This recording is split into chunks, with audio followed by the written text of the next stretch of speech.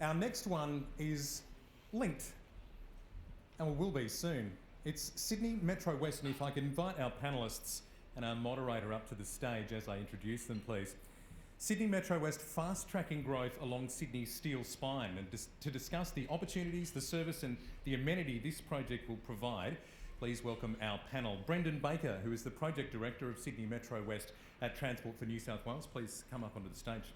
Rebecca Grasso is the Director of City Identity for City Identity Experience and Engagement at City of Parramatta, and she's making her way onto the stage now. Charles Moore is the Chief Executive Officer of the Sydney Olympic Park Authority.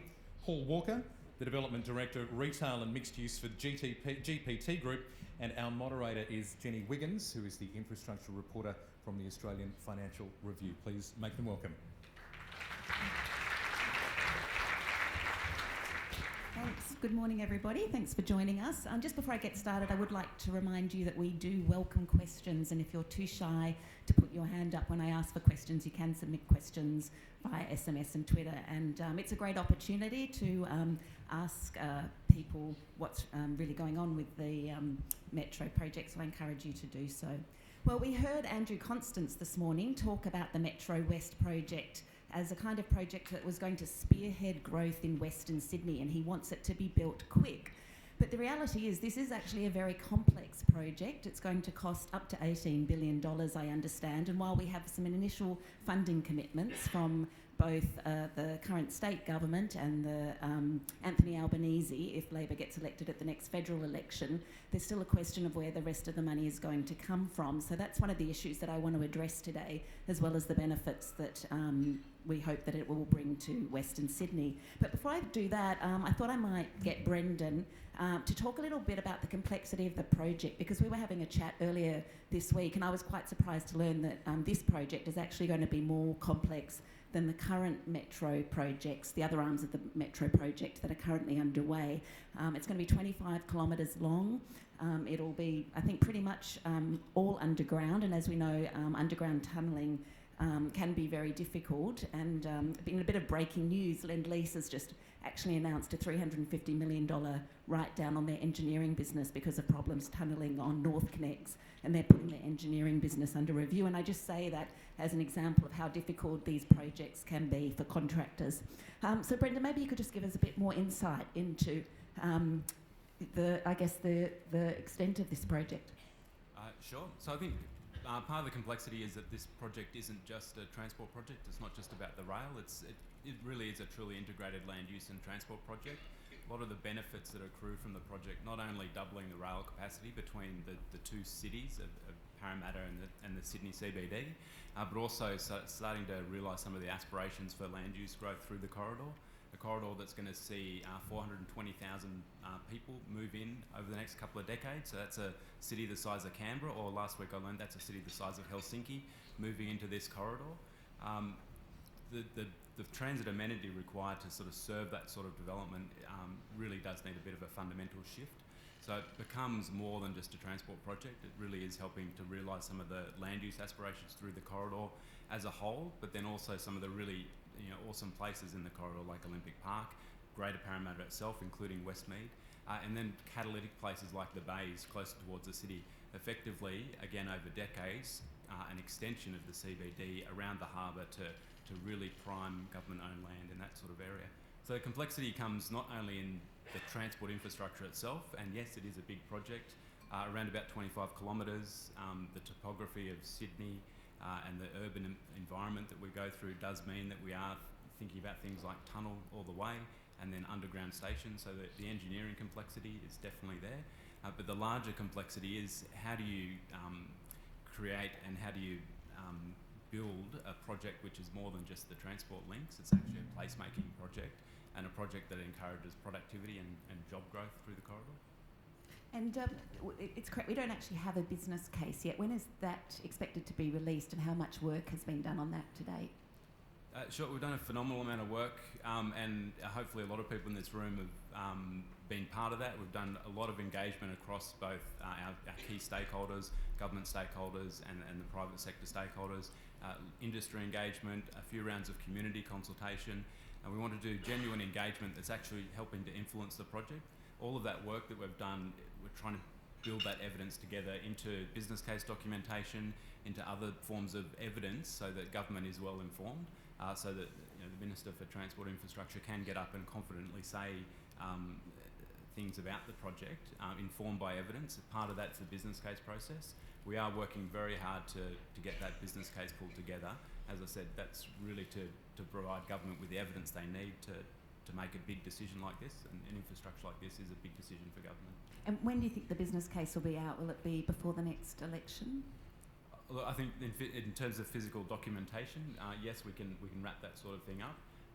Again, projects like this are political, so as we go into the election, that business case itself will be one form of evidence they use to help make decisions.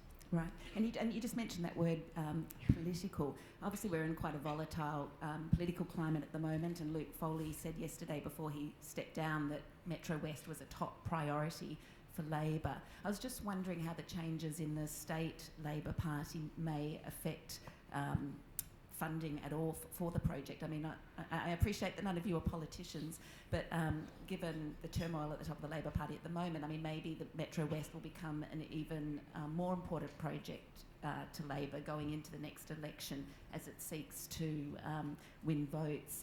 I was wondering if any of you had a view on that. Yeah, I can address that a little bit. I think, I mean, as a project delivery person, it's exciting to have support from both sides of politics. That's a really fortunate position to be in.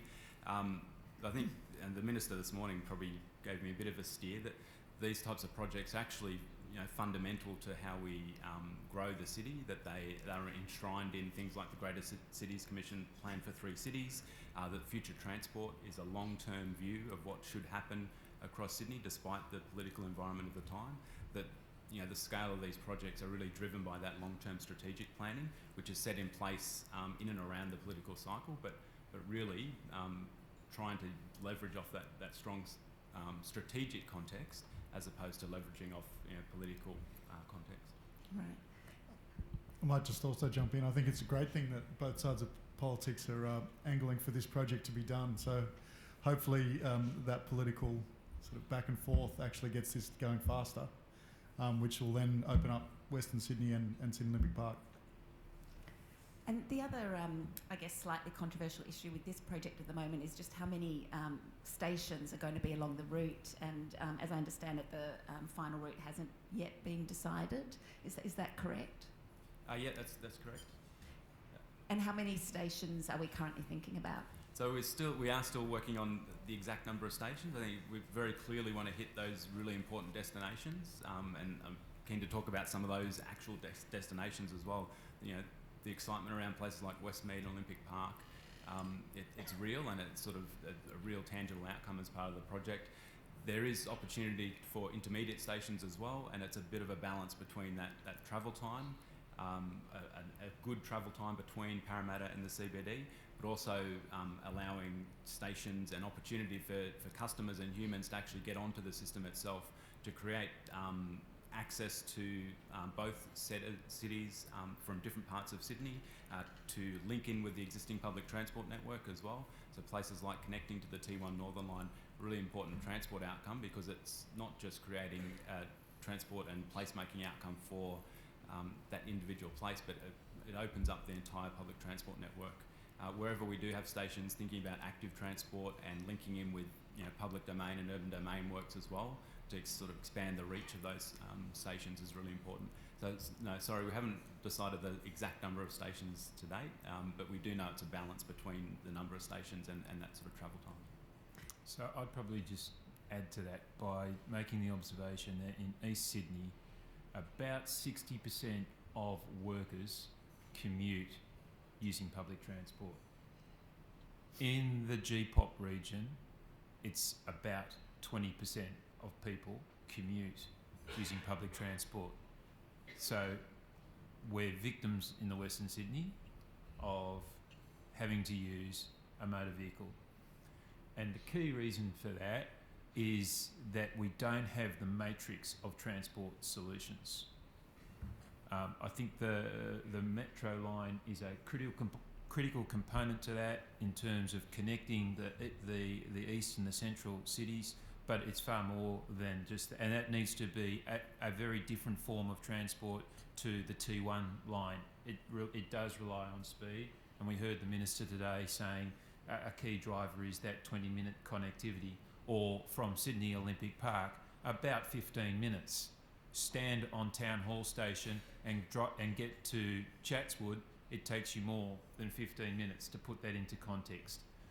But we need to have that then integration of other transport solutions. So light rail is an equally important conversation and complementary use towards the metro, as are the on-demand bus services that, again, the Minister was talking today, and then down at the very granular level around the stations, making sure that we create very permeable and walkable precincts to maximise the utilisation of things like the metro.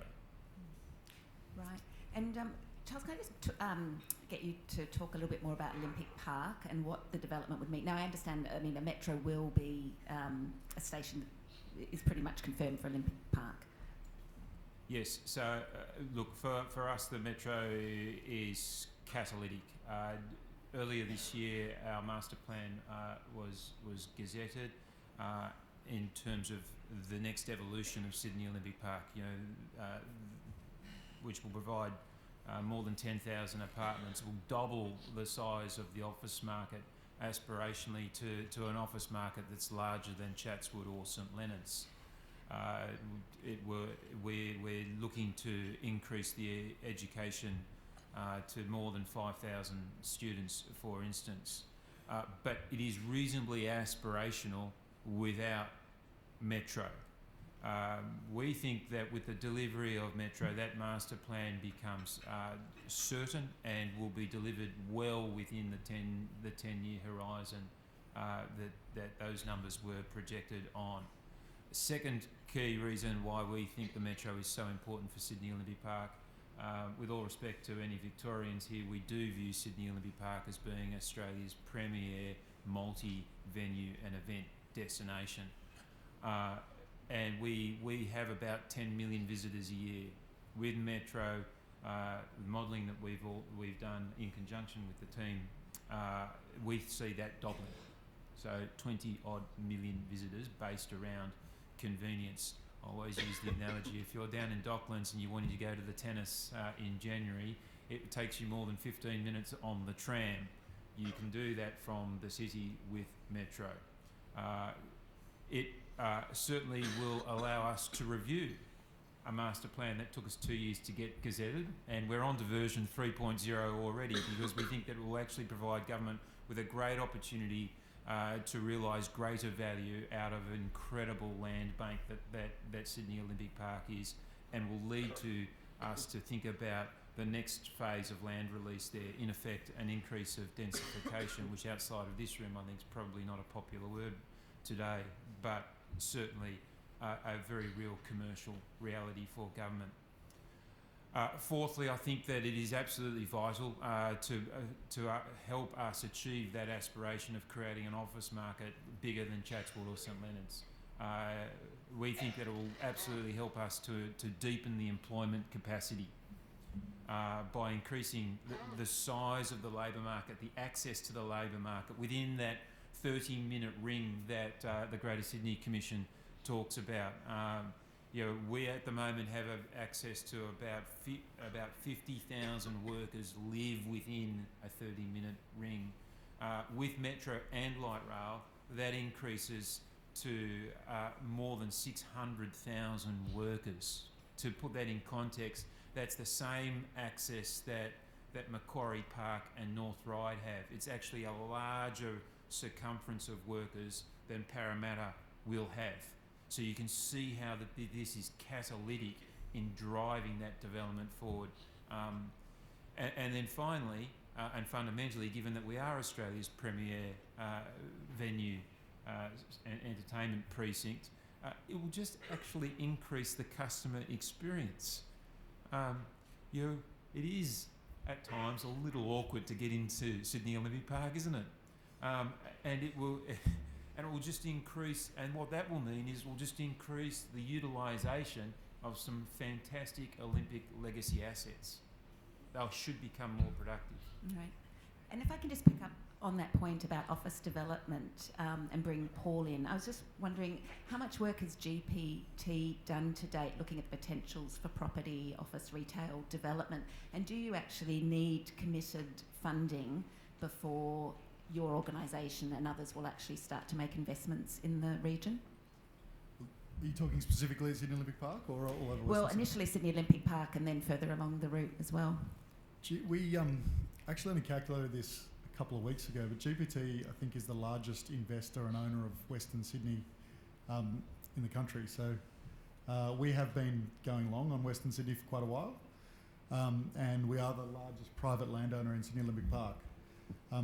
We have done a number of office developments there currently, and we're currently building the rural fire service headquarters. But Charles is right. The Metro West is catalytic because currently everyone knows CBA is moving out of Sydney Olympic Park and moving into Redfern, largely because of lack of transport connectivity. And so moving the transport, putting the Metro West there in a new station and that sort of 8 to 10 minute connectivity back into the city will mean that Sydney Olympic Park becomes the best location in Sydney to have an office, because Parramatta is increasing in importance in terms of its action as the central city, and so then between the eastern city and the central city, this is if you've got business in both, you're in between both, and it's got fantastic amenities, so it will be the best place to have an office building. So we're really excited about that. And then from an amenity point of view, Charles did talk about Melbourne. I actually think the key competitor to Sydney Olympic Park is the Melbourne CBD. Because it is great to actually, you're seeing great events and you're excited about those great events and you actually want to, you want to actually go out and make a night of it. And so it needs to create wine bars and that granular experiences, great restaurants, great bars, great cafes, to be just out and experience part of the city. And that's what we have a vision to do that when we're developing Sydney Olympic Park.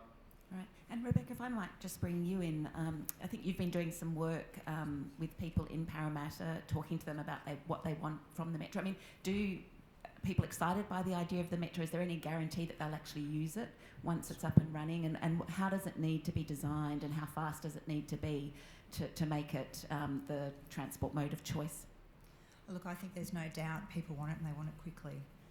It's absolutely essential to realise what Parramatta's role is within realising the three-city vision, but it's absolutely critical to building on the Sydney Olympic Park master plan, making sure that there's a really strong connectivity all the way along. For us, one of the challenges is there is significant growth happening in Parramatta, but there's only going to be so much capacity. There aren't greenfield sites, relatively few brownfield sites that are actually not already being thoroughly explored. So when we were talking about those, what do you call them? The stops in between, that are still yet to be intermediate stops, that's a really critical part of the conversation for us as well. So Camellia, which is the huge tract of land on the peninsula in between Sydney Olympic Park and Parramatta, is really the brownfield site that will be the space for, it's already targeted for 10,000 new dwellings as part of the proposed master plan, but it's actually a really critical space for growth for jobs as well. So how we can actually influence and make sure that we're planning in a very integrated way, the importance of that interstitial stop can't be underestimated. The other option for us is actually Rydalmere, so also a really strong connection with existing employment lands and particularly with the University of Western Sydney. We feel that to really make the Metro about local solutions as much as about creating jobs growth within Parramatta and connecting with the Sydney CBD and then later the airport, that needs to be considered. And you mentioned the planning process. Do you feel like your voice has been heard in the planning process? Because one of the issues when I speak to people about infrastructure projects, there's often a frustration from various different parties that they're not consulted enough and that there is a tendency for governments to announce fantastic new projects like this and then rush ahead and build them as quickly as possible, and sometimes like the George Street light rail, they end up being a bit of a mess. Do you feel like there is enough consultation going on? Look, we have a great relationship with the Sydney West Metro, and I think that those conversations are happening now and will continue to happen. it's always a challenge for local government. We represent the interests of the city in the short term and long term without consideration of boundaries of responsibility. So for us, it's actually how can we be a voice that's a conduit even to bring together different state government departments in an integrated way. So we'll continue to push, we'll continue to advocate locally. I think Phil had a really good phrase earlier. He said the upside of collaboration. I think for this project, we have been working on it for a year and a half in earnest, and a lot of that's around collaborating and trying to, leverage the knowledge of the local partners, especially so that we can make the right decisions, not rush to a decision. Have you been, Brendon, have you been learning lessons from other rail transport projects in Sydney or elsewhere, including the work that's already been done to date on the Sydney Metro? Yeah, absolutely. So, and again, we have been doing this for a little while. In 2011, we started on the Northwest project, and that will open in the first half of next year. That'll be a huge opportunity for people to actually get out and look and feel the real metro product. So that'll be very exciting. And in developing that project and building that project, getting it into operations, there's a huge number of lessons to be learned as part of that project, but also across the entire transport cluster, but also the planning cluster as well. So learning how to do placemaking well, how to consult well. Those are the types of things, because of the scale of the project, we have time to explore a lot of those lessons and actually put them into place. Right, and I might, in a minute, I'm going to pick up on that point about placemaking and get you to explain exactly what it is and how you do it well. But in the meantime, we have received one question, which is, has the Greater Parramatta and Olympic Park lost momentum compared to the Aerotropolis, which we're all hearing a lot about and we're going to hear about in the next session? And does the Olympic Corridor also need its own Coordinator General? I don't know, Charles, if that's something that... do you feel like you're now second best to the Western Sydney Airport? Aerotropolis. It's a fantastic conversation. It's a very important conversation.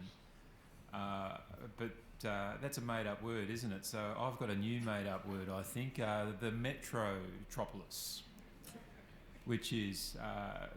That's already a word. Westmead Metropolis. Metrotropolis, which is Parramatta, by my definition, right now will be Westmead, Parramatta and Sydney Olympic Park. The key point there is that no, we have not lost momentum. The Metrotropolis is delivering now. There is a plan in place. You just heard about it for Westmead. There is a plan in place for the Parramatta CBD. It's being executed. There is a plan in place for Sydney Olympic Park, which is being delivered now and will only accelerate with Metro. And it will be delivered within the next 1 to 10 years. And it is going to deliver more jobs than the Aerotropolis. It's an infill site leveraging off infrastructure that is being delivered today. The Aerotropolis is really important, but it's a 10 to 20 year time frame. This is here and now for the New South Wales economy. And to reinforce, no, we haven't lost momentum. We're more than happy to share some of the limelight with our cousins.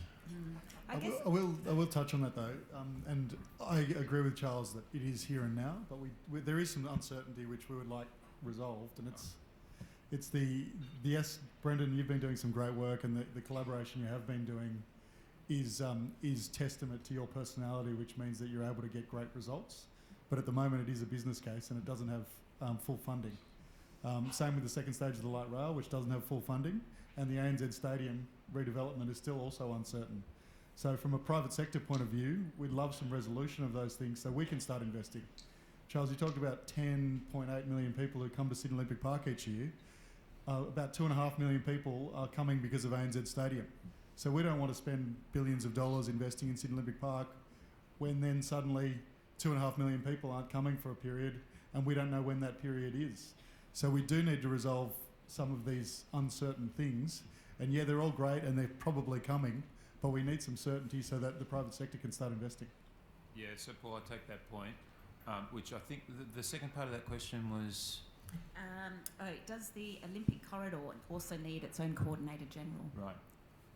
So Charles, you can get a promotion. So to Paul's point, I think what that highlights is the absolute importance of having planned prioritised, sequenced infrastructure.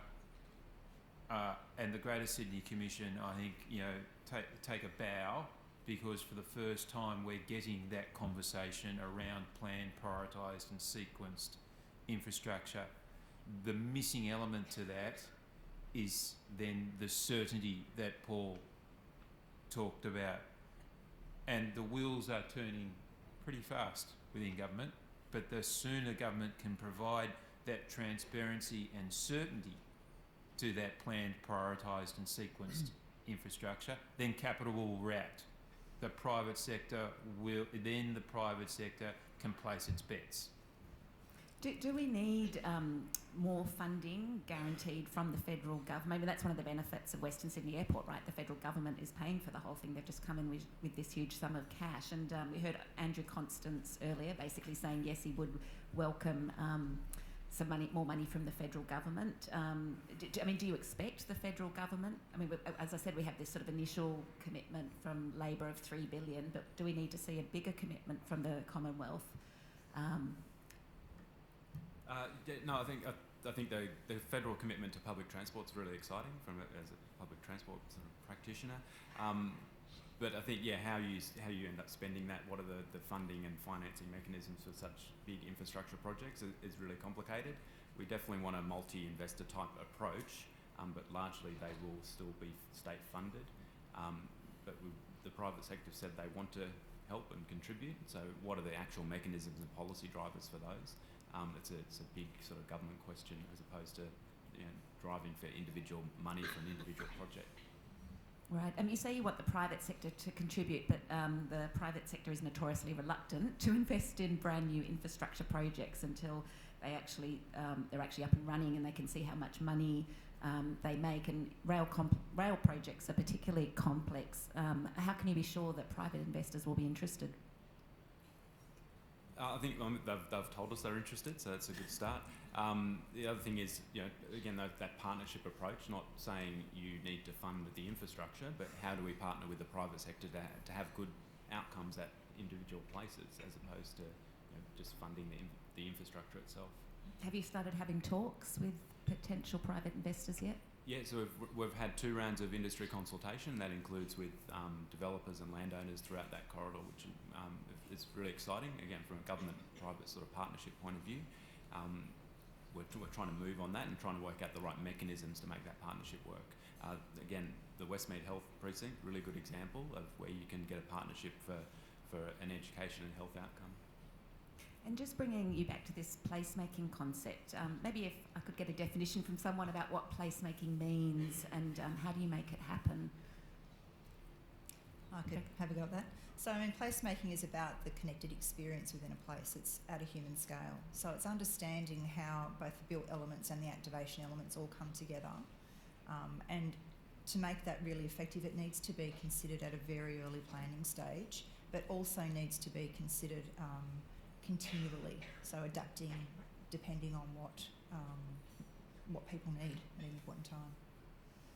So in this context, having those conversations early around not just the infrastructure, but the way that people behave in the space. And an interesting thing for local government, obviously, is that other than roads, we are responsible in most cases for all of the activity in the interstitial maintenance and stuff that happens in the spaces between. So having those early conversations is particularly important. And does that mean you need input into the design of the stations and how they interact with the local neighbourhood and even things like entries and exits and community spaces and so on? Yeah, absolutely, particularly just contributing in the master planning process on a precinct scale. So it isn't just about the transport planning, and transport planning does this. It considers things that are the relationship with other pieces of investment, other pieces of activity, and I guess other challenges, environmental concerns and so forth, that all need to be considered in that precinct approach.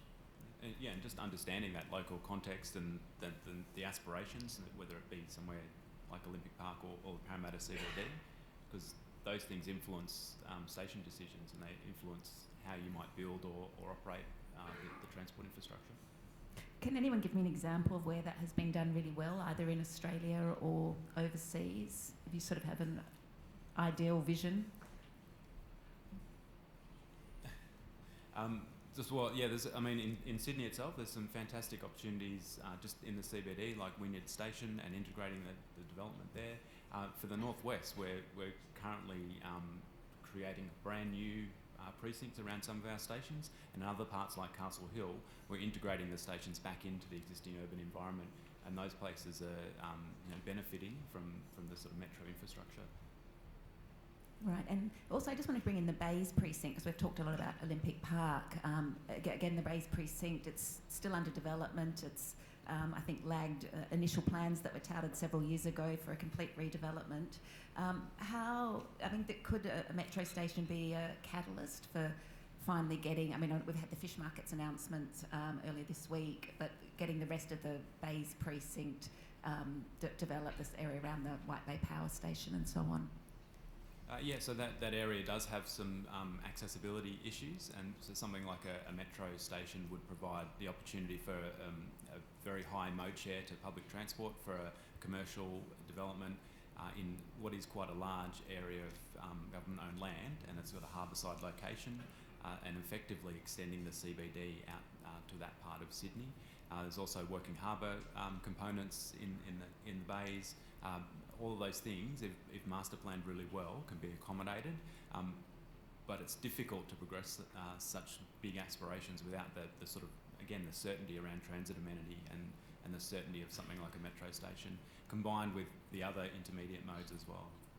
Right. Okay, I might just see if there's any questions from the floor. Anyone? Can't see any hands.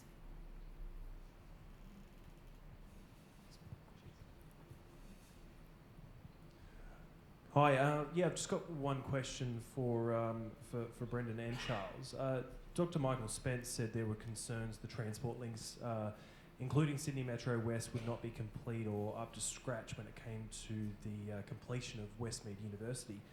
First of all, Charles, do you have the same concerns when it comes to the redevelopment of the Sydney Olympic Park? And then Brendon, how do you provide certainty when it comes to these concerns as well? I don't think any of us are going to actually relax until we see a tunnel digging machine in the ground. It doesn't become catalytic infrastructure unless it's built. So there is a concern on that front from everybody, and Paul's also expressed that today. But I don't have any concern around the actual, should it be built, the delivery of the station. It has been an incredibly collaborative approach taken between Metro and the Sydney Olympic Park Authority, as I think it has been with Parramatta City Council, in terms of the station, and it ties back to this conversation around the sense of place and the place making.